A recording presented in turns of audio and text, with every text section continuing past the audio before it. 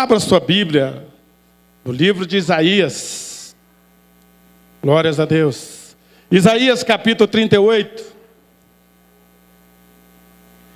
Glórias a Deus. Isaías é um profeta messiânico. Foi o profeta que mais profetizou a respeito da vinda de Jesus. Isaías foi o mesmo que disse que um menino nasceu e um filho nos deu, e toda a potestade será sobre os seus ombros, e o seu nome será maravilhoso, conselheiro, Deus forte, Pai da eternidade, príncipe da paz. Isaías capítulo 38. Vamos ler os versículos, 5 primeiros versículos, e depois nós pulamos para o 39 e lê o versículo dos 5 ao 8. Amém? Você que pode ficar de pé, fica de pé comigo. Glórias a Deus. Naquele dia, Ezequias adoeceu de uma enfermidade mortal. E veio a ele Isaías, filho de Amós, o profeta. E lhe disse: assim diz o Senhor: põe em ordem a tua casa, porque morrerá e não viverá. Então virou Ezequias o rosto para a parede e orou ao Senhor. E disse: ah, Senhor, lembra-te, peço-te que andei diante de ti em verdade e com um coração perfeito, e fiz o que era reto aos teus olhos. E chorou Ezequias muitíssimo. Então veio a palavra do Senhor Isaías, dizendo: vai e diz a Ezequias: assim diz o Senhor, o Deus de Davi, teu pai, ouvi a tua oração e vi as tuas lágrimas, e acrescentarei os teus dias 15 anos. Diz 15 anos. Vamos pular para o 39, versículos 5 do 5 ao 8. Então disse Isaías a Ezequias: ouvi a palavra do Senhor dos exércitos, e eis que virão dias em que tudo quanto houver em tua casa, como que entesouraram os teus pais até o dia de hoje, será levado para a Babilônia. Não ficará coisa alguma, diz o Senhor, e dos teus filhos que procederam de ti, e tu gerares, tomarão, para que seja eunuco no palácio do rei da Babilônia. Versículo 8. Então disse Ezequias a Isaías: boa é a palavra do Senhor que disseste. Disse mais: porque haverá paz e verdade em meus dias. Eu sei que você já orou, mas orar é falar com Deus. Orar é a respiração da alma, né? Dê a mão ao seu vizinho, da sua direita, da sua esquerda, e vamos falar mais uma vez com Deus. Glória a Deus. Feche os seus olhos. Querido Deus e poderoso Pai, estamos aqui, ó Deus, para te bendizer, para te exaltar, para te glorificar, porque o Senhor é grandioso, o Senhor é forte, é a nossa raiz, é a nossa estrutura, é a nossa base, é o nosso socorro, é o nosso alimento, é aquele, ó Deus, que esquadrinha a alma e cujo nós curvamos, porque encontramos, ó Deus, alimento, Senhor, encontramos força, encontramos refúgio, encontramos resposta, encontramos, ó Deus, o que almeja, Senhor, a nossa alma. Pai, em nome de Jesus, ó Deus, que o teu Espírito comece a esquadrinhar cada vida que está aqui. Ó Deus, em nome de Jesus, trabalha, Senhor, nesta noite, porque toda honra, toda glória, todo louvor, toda exaltação pertence a Ti, Senhor. Pai, em nome de Jesus, nós rejeitamos tudo que não provém de Ti. Rejeitamos, ó Deus, toda força, toda ação maligna, e que flua deste recinto somente a sua doce presença em nosso meio, em nome de Jesus. Quem crê, diga glória a Deus. Diga aleluia. Podemos assentar.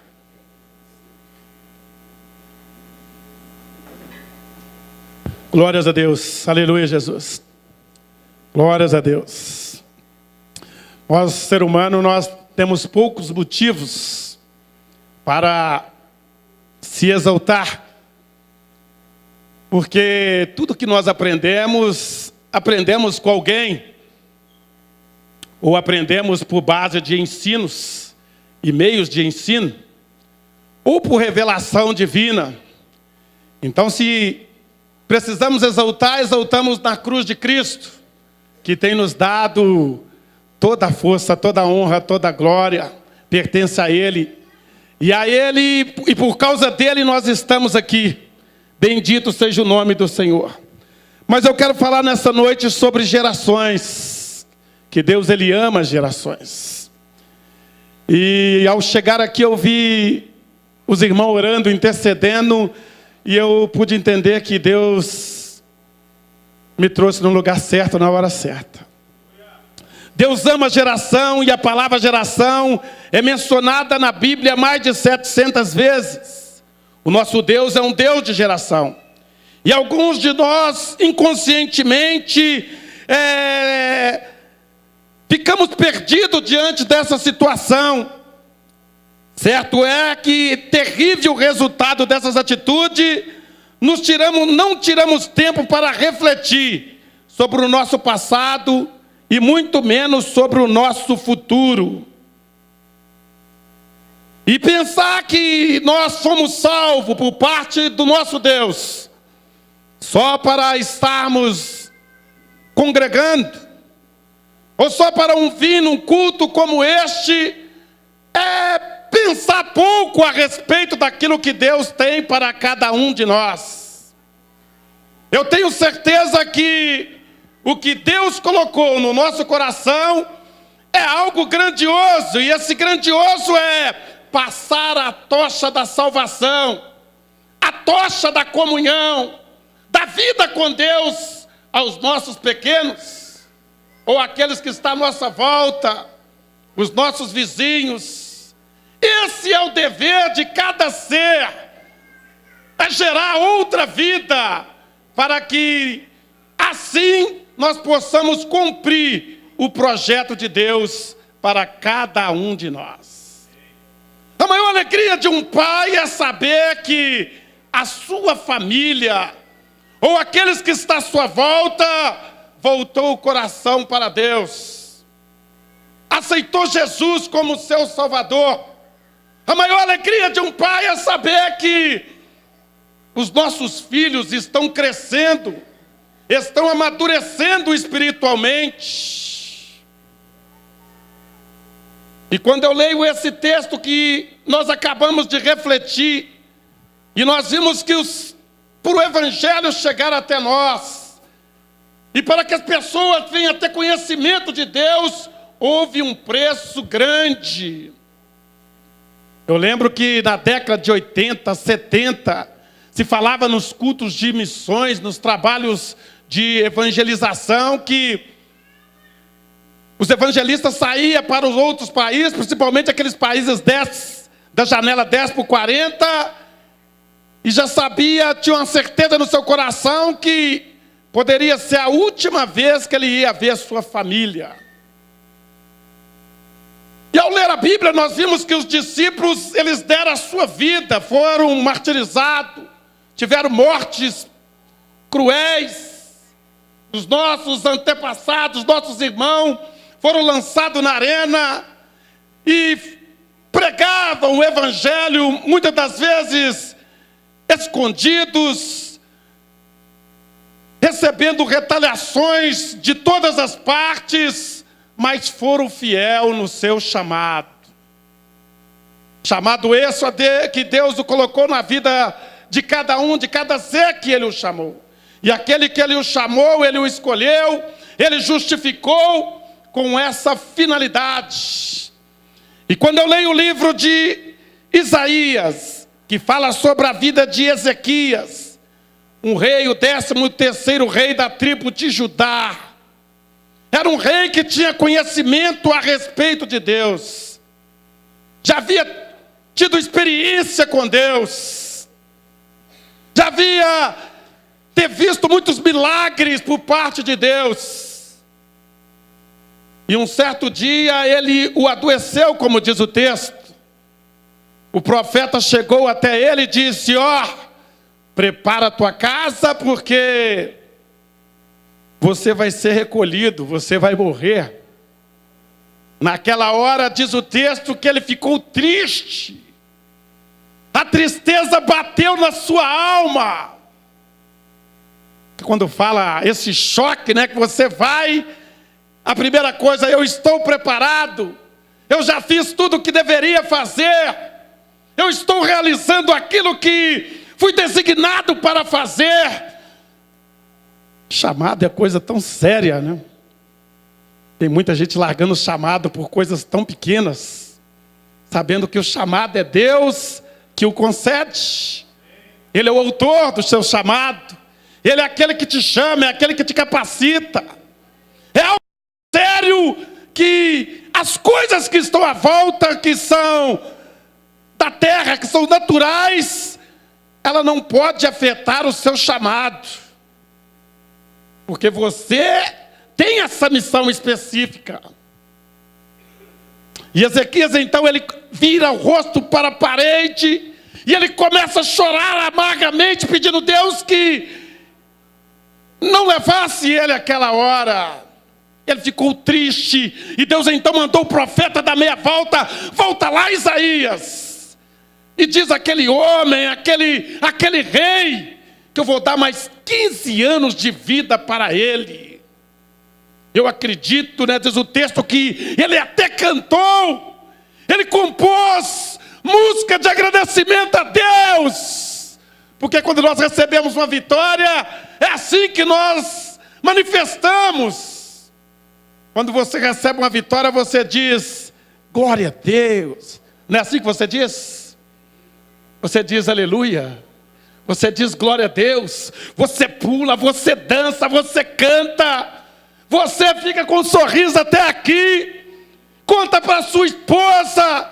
Eu fiz exame agora de carteira, terça-feira, e quando ele disse: Marcelo, está aprovado, eu saí com alegria, disse glória a Deus. Fiquei feliz por aquele momento. Oh, Deus bom. Tanta gente sendo reprovada e Deus nos capacitando, nos dando direção, mas tudo tem o tempo de Deus, né? Se fosse reprovado também daria glória a Deus do mesmo jeito, porque assim eu já fui na primeira e dei glória a Deus da mesma forma, porque Deus, Ele é o Senhor, Ele sabe o tempo certo, a hora certa. Mas o que me entristece aqui na vida de Ezequias é que quando vai para a família de Ezequias, o profeta volta para Ezequias e fala: Ezequias, do capítulo 39, do qual nós acabamos de ler, o versículo 5, então diz Isaías: ouvi a tua palavra, Senhor dos exércitos. E foi lá falar para Ezequias: eis que virão dias que tudo que houver na tua casa, como que entesourar os teus pais, virão dias difíceis que tudo que está, todo o patrimônio, tudo aquilo que você conquistou, será levado. Os seus filhos não vão poder mais gerar, vai ser um lucro na casa. Os seus filhos vão ser levados cativos, presos, prisioneiros.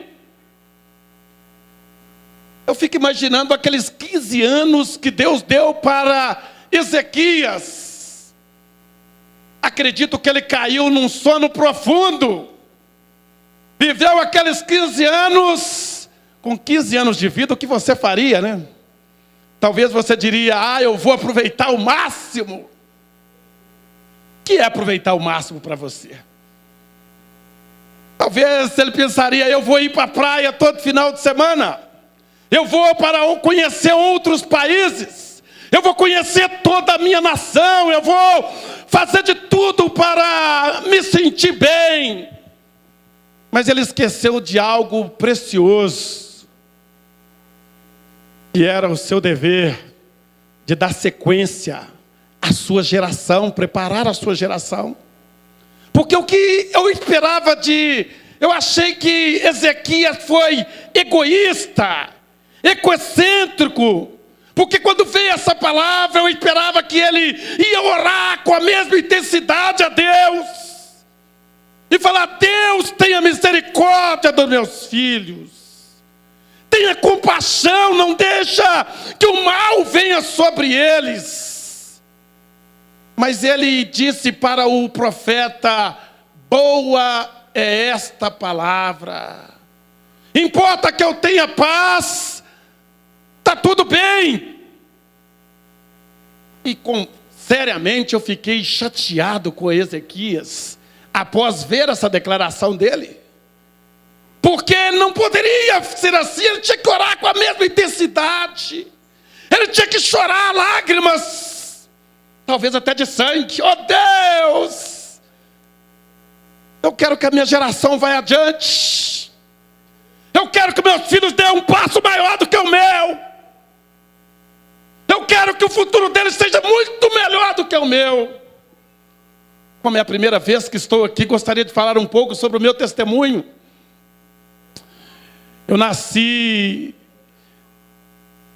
desde quando me entendo por gente, eu morei no orfanato até os 14 anos. Minha mãe, foi a primeira vez que eu tive um contato com a minha mãe, que eu lembro da minha mãe.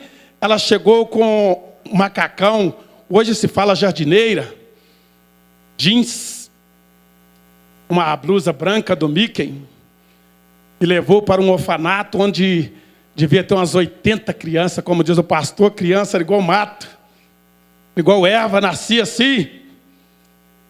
E ela me deixou lá e eu chorei naquele momento. Ela foi embora e eu nunca mais vi a minha mãe. Ela me abandonou. E aí eu fui criado naquele orfanato. E chegava período que era a época de férias. E as crianças saíam para ficar com seus pais. Geralmente as férias de julho, que era um mês, e as férias de dezembro e janeiro, porque naquela época eram os 2 meses. E naquela época eu sobrava igualzinho o patinho feio do desenho. Ficava lá sozinho naquela imensa, porque para a criança tudo é enorme. Um degrau como esse aqui parece ser um prédio. Nós vemos tudo grande, porque era pequeno. E quando cheguei ali fiquei naquele orfanato, aqueles momentos eram os momentos mais tristes, quando os meus colegas, meus amigos, as crianças que estavam à minha volta iam embora para a casa dos seus pais, e eu ficava ali naquela solidão. Para mim era uma tristeza. Era a época que eu mais gritava e clamava a Deus: Deus, por quê? E os porquê nós só vamos descobrir lá na frente. Hoje talvez muitos gritam: Deus, por quê? E Deus fala: ó, silêncio, lá na frente eu vou te honrar. Certo é que o tempo veio passando e cada dia mais vinha uma monitora. E algumas tinham um coração bom. E educava da melhor forma que podia, assim como educava os filhos dela. Isso era uma maravilha quando isso acontecia. Mas tinha uma que persistiu por mais anos lá, cerca de 15 anos. Ela acordava todo mundo na base da vara. Ela tinha uma vara, para mim tinha 2 metros a vara. E ela levantava às 6 horas e saía batendo na vara, ia bater na vara na cama de um por um, acorda, acorda. E o menino ia encolhendo daqui, encolhendo dali, e a vara comendo cedo. E por fim nós arrumamos uma tática: vamos colocar 2, 3 cobertas, que assim vai aliviar a dor. E ela, descobrindo essa tática, ela arrancava a coberta e vinha com a vara. Vap! Misericórdia, Jesus, sangue do Cordeiro. E o mais triste que essa mulher fazia eram as histórias, amado. Quando ela contava as histórias de terror, na hora eu sou forte, eu sou corajoso. Mas a hora que ela acabava de contar a história que eu estava sozinho naquele quarto, ai Jesus, eu tremia as bases. Ficava no medo, e por causa disso eu demorei, até os 5 anos eu urinava na cama. Com medo de ir para o banheiro, porque estava na minha cabeça cheio de fantasma. Eu falava, nossa, tem um ali, tem outra ali, outra aqui. E eu ficava com medo, tremendo, porque alguém me deu um ensinamento, me discipulou. Aquele que tinha autoridade sobre mim, ensinou de forma errônea. Como eu sofri naquele lugar. Oh, Jesus. Época de crise, uma época semelhante a essa. Porque a creche vivia de donativos, de ajuda. E numa época de crise, as pessoas não se moviam, não ajudavam. E aí passou o período que eu tive que comer por muito tempo só mingau de couve. Era mingau de couve no almoço, na janta, e quando as coisas, para variar, um anguzinho doce, ou de sal. Mas em tudo nós damos graças a Deus. Outro dia eu fui visitar essa senhora, depois de grande. Aceitei Jesus como Salvador aos 17 anos. Oh, maravilha! Um milagre aconteceu na minha vida quando eu tive um encontro com Jesus. Eu ouvia falar muito mal dos crentes. Então, todas as vezes que alguém falava sobre crente para mim, eu me fechava. E na creche ia um grupo, né, como faz aqui nessa igreja. Ia um grupo lá visitar o orfanato. E jogava bola com a gente. Eu gostava daquele momento. Porque eles me chamavam até de Pelé. Ô, Pelé! E depois eu fui saber qual que é meu nome. E eles, nós temos que colocar um nome em você. Você está com 8 anos, não tem nome. Eu falei assim, não é que é verdade? Eu falei assim, qual o seu nome? Como você gostaria que te chamasse? Pode ser Marcelo. Não sei de onde que eu tirei o Marcelo. Então tá, você vai ser Marcelo e o Santos foi por conta deles. Combinou comigo, Marcelo dos Santos, e eu passei a ter nome. E mais tarde, depois que eu aceitei Jesus, que uma família teve lá, me evangelizou, apresentou Jesus para mim, e eu ouvi aquela palavra, como eu falei com vocês, eu tinha rejeição por evangélicos. E aquela família ali chegou com muito carinho, foi aproximando devagarzinho, mostrando o amor de Deus. E quando eu fui vendo, eu estava indo já para a igreja, me envolvi com eles. Eu pedi perdão a Deus, Deus me perdoa, porque o Senhor preparou este momento para mim. E eu fui visitar essa dona Maria depois. E quando eu visitei ela chegou, você vai... Me desculpa pela maldade que eu fiz com vocês. Porque encontrava alguns colegas, alguns meninos, que cresceu revoltado, irado, pensando 1000 pensamentos a respeito dela. Mas Jesus, quando ele entra no coração, ele transforma. Eita glória! E ela falou assim, me perdoa, quase pedindo pelo amor de Deus, achando que eu ia agredir, que eu ia ofender com palavras. Mas Jesus já tinha trabalhado aqui, eu percebi que aquilo que ela me passava é o que ela recebeu dos seus pais. E por muito tempo eu também pensei como ela. Eu falei assim, quando eu crescer, eu vou fazer exatamente o que os meus pais fizeram comigo. Eu vou criar os meus filhos, abandonar ela e caçar outra família, abandonar. E Jesus, então, foi trabalhando na minha vida, me dando maturidade, me dando crescimento. Ele foi trabalhando aqui neste coração, arrancando todo o rancor, toda a tristeza, toda aquela amargura. E o triste, sabe, de uma parte dessa história, o triste é que eu tive filhos. Gabriela, aquela moça linda, e o Mateus, hoje está com 21 anos, faz bonito, Menos que ao pai um pouco, né? Rapaz bonito, jovem. E ele, quando ele tinha as primeiras idades, 4, 5 anos, e da mesma forma que eles me trataram, eu comecei a tratar ele também. Porque lá era tipo na época da lei. Na época da lei era olho por olho. Não havia misericórdia, né? Eles ensinavam uma vez, a segunda, o pescoção comia. Era punido assim na hora. E eu comecei a criar o Mateus dessa forma. A Gabriele foi privilegiada. E tem muito carinho, muito amor, perdão, que Jesus transformou.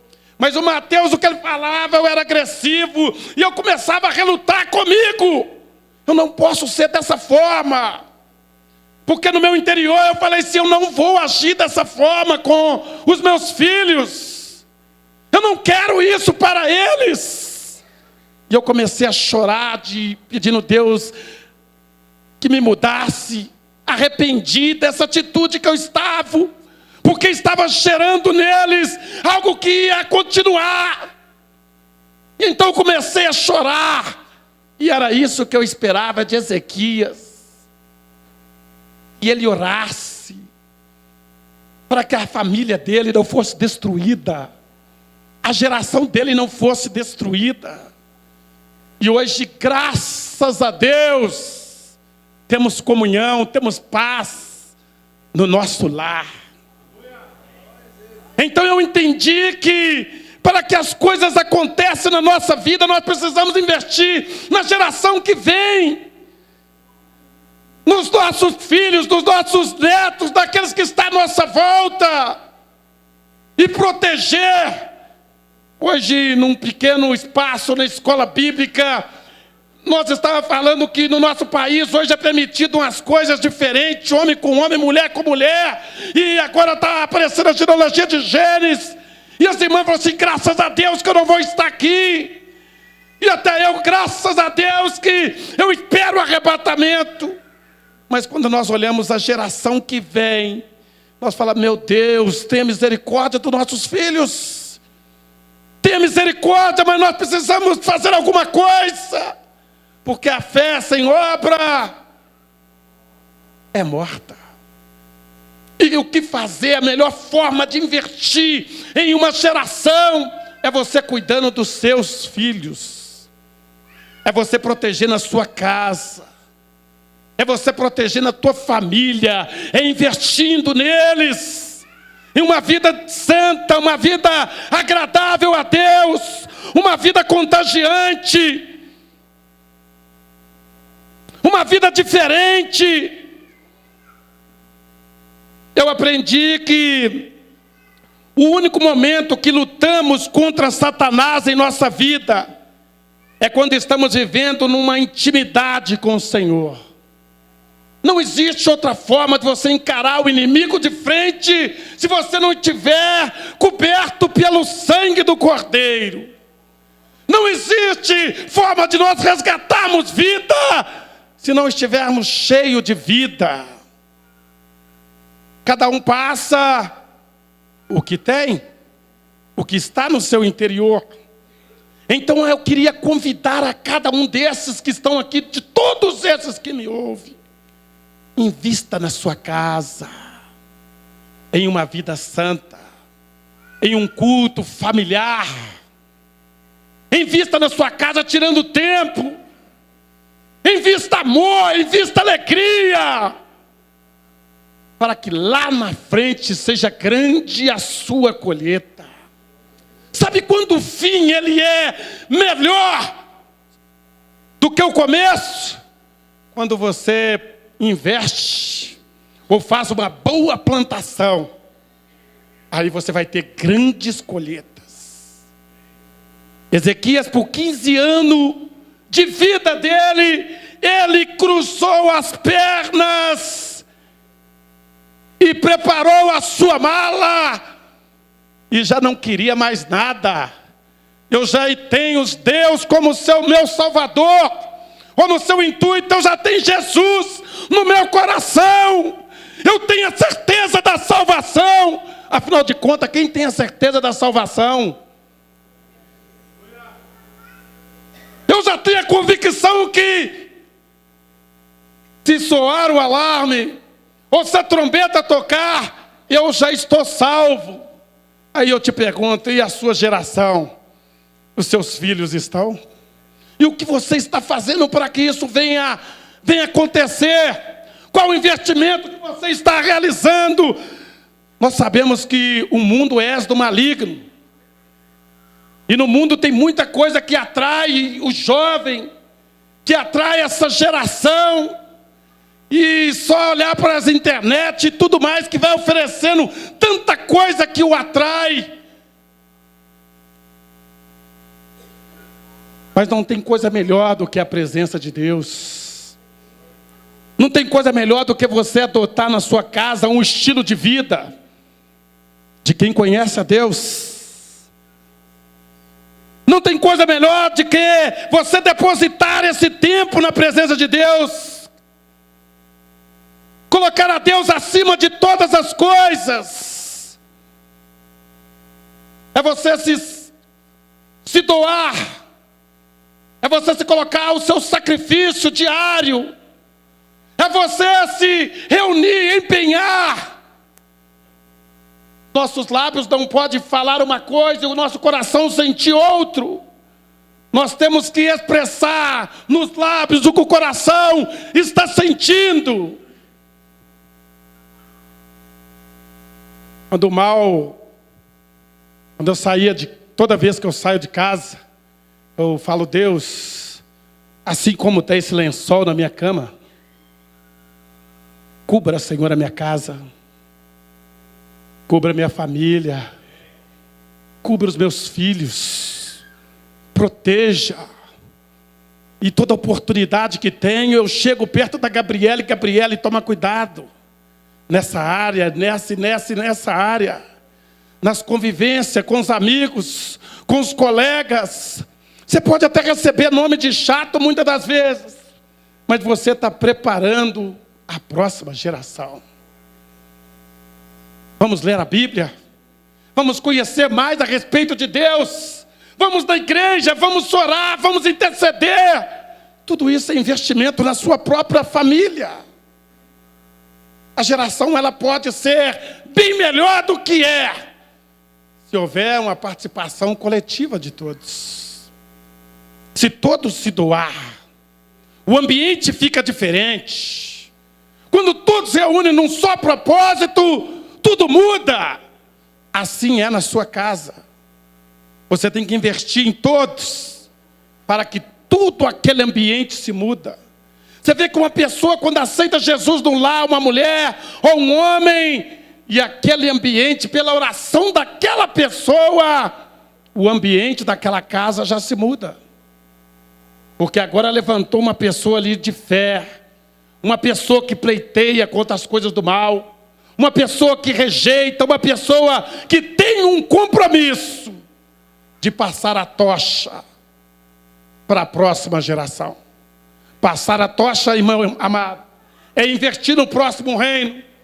Passar a tocha é ter aquele compromisso da colheita que eu estou investindo aqui, para que amanhã os meus filhos, eles possam continuar levando a mensagem da cruz. Eu gostaria que vocês ficassem sobre os seus pés. Aleluia, Jesus. Glória a Deus, aleluia. Bendito e exaltado seja o nome do Senhor. Glória a Deus. Você que tem a sua Bíblia, só lê esse último versículo comigo, que está em 2 Timóteo, capítulo 1. 2 Timóteo. Oh, aleluia, Jesus. Bendito seja o teu nome. Glória a Deus. 2 Timóteo.